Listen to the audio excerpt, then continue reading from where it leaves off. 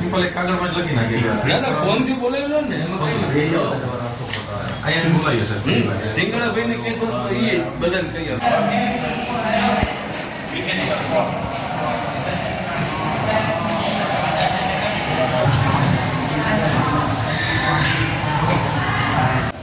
કોઈ અસાઇનમેન્ટ બતાવવાનું છે, બરાબર? થોડીક વાર પછી હું બધાને નહીં બોલું, તમારામાંથી એકને બોલું કે ભાઈ બધાને લખાઈ ગયા.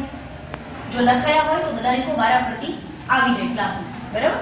તો સો ધેટ તમારું જે આઈએનટીઆર છે એ જ્યારે માઇક્રો પ્રોસેસરને મળશે ત્યારે માઇક્રો પ્રોસેસર સામે એક્નોલેજમેન્ટ આપશે કે ભાઈ I can receive your interrupt request and it's your acknowledgement. એટલે આ પોર્શન તમારો પૂરો થઈ ગયો.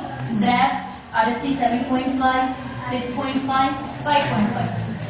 Which one is the highest priority interrupt? આ બધામાં કયો highest priority છે? Trap. Trap is a maskable or non-maskable? Maskable.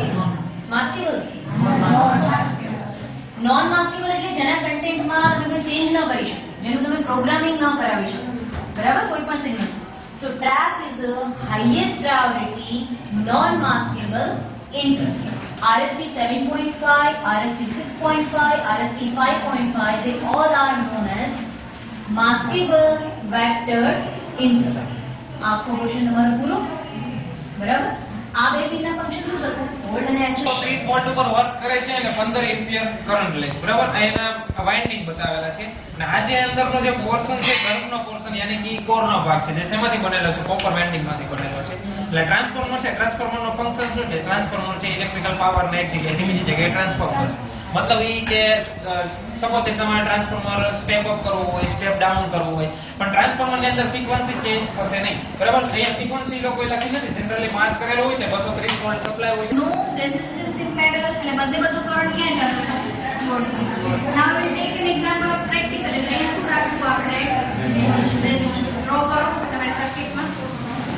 અહીંયા આપણે લેટેસ્ટ take an example કે તમારું internal resistance છે 1 અને then take your load resistance. કેટલી વેલ્યુ રાખી હતી આપણે? રાખી દે કોઈ value? Okay, let us say 10 ohm. Take the value of load resistance as 10 ohm and internal resistance of અને એની સાથે આ છે મોટર છે, બરાબર? આ બંનેને એકબીજા સાથે ઇલેક્ટ્રિકલી કનેક્ટેડ કરેલી છે. જ્યાં અહીંયા ઇલેક્ટ્રિકલ આપણે શું કહેવાય રીજનરેટિવ બ્રેકિંગ ભણેલા છે, રીજનરેટિવ ટેસ્ટમાં. એમાં બે મશીન છે એક સાથે ઓપરેટ થવાના, એક મશીન પણ છે AFC કાટકોણ ત્રિકોણને ધ્યાનમાં લ્યો. અહીંથી મારો આટલો એંગલ છે જે રેફરન્સ, કારણ કે જે મોટર છે સિંક્રોનસ મોટર એ લીડિંગ કેવીઆર આપે છે, માટે આ મારો વોલ્ટેજ રેફરન્સ થયો. આ મારા મોટરના કેવીઆર છે, રેટિંગ છે, એ લીડિંગ પાવર ફેક્ટર ઉપર ફાઈટું હતું, એટલે અહીંથી આટલો ત્રિકોણ બન્યો. રેટિંગ આ ફાઈટું છે. મારે લોડને ધ્યાનમાં લેવો છે કારણ કે કેવીઆર કોન્સ્ટન્ટ છે, વધારાનો લોડ કેટલો લઈ છે મારે કન્સિડર કરવો છે. એટલે લોડના સંદર્ભમાં મારે એક લોડ લઈ આવવાનું છે અને આનું તમે અહીંયા ધ્યાન આપો x ની 5 ડિવાઇડેડ બાય x સ્ક્વેર. આનું સાદુરૂપ તમે કેમ આપો? તમે 2 ઘાત ઓછી કરો ને એટલે x ક્યુબ આવે ને સાદુરૂપ, પણ એ કેમ આવ્યું?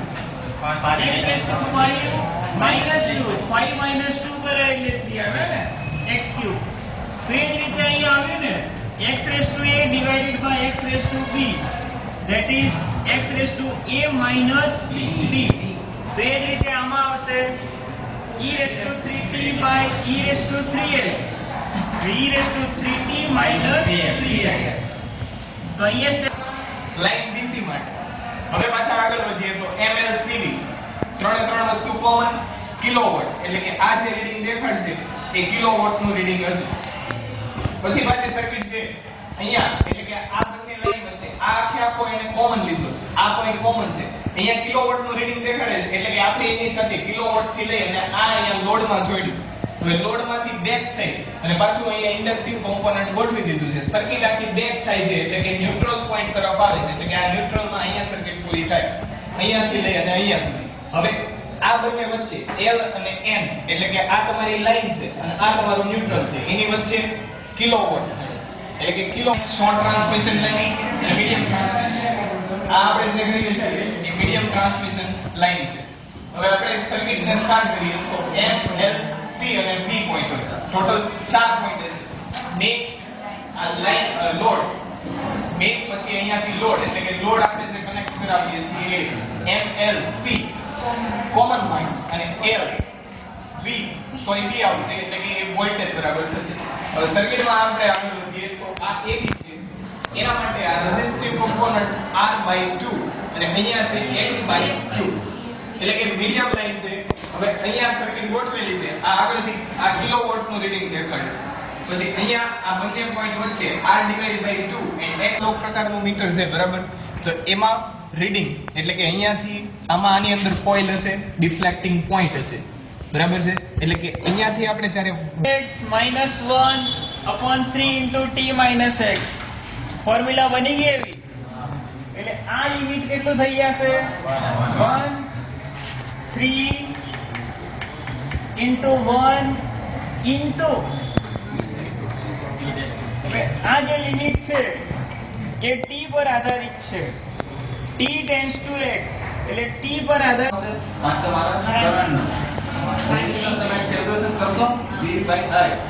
પાંચ તમારા રેઝિસ્ટન્સ આવશે પછી એવરેજ તો ખબર ને આ પાંચે તમારે એવરેજ ખ્યાલ હશે. પછી કેલ્ક્યુલેશનમાં શું આવશે પહેલું રીડિંગ 1 માટે શું આવશે રીડિંગ 1 માટે રેઝિસ્ટન્સ આવશે ને તમારે R1 = V1/I1 આવશે. એનો ખાલી ફેસ લઈ લેવાનો એસી પર પછી તમારે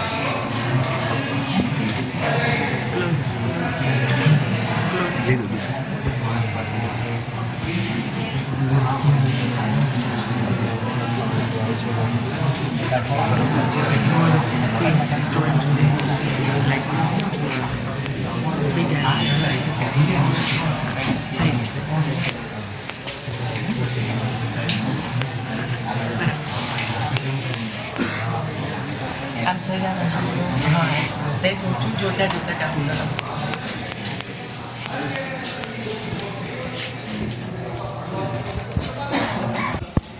એન્ટર થશે.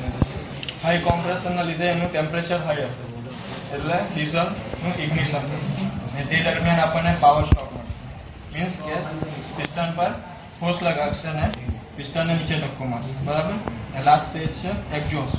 આમાં જે ગેસ બર્ન થઈ ગયો છે મીન્સ ડરી ગયો છે તેને એક્ઝોસ્ટ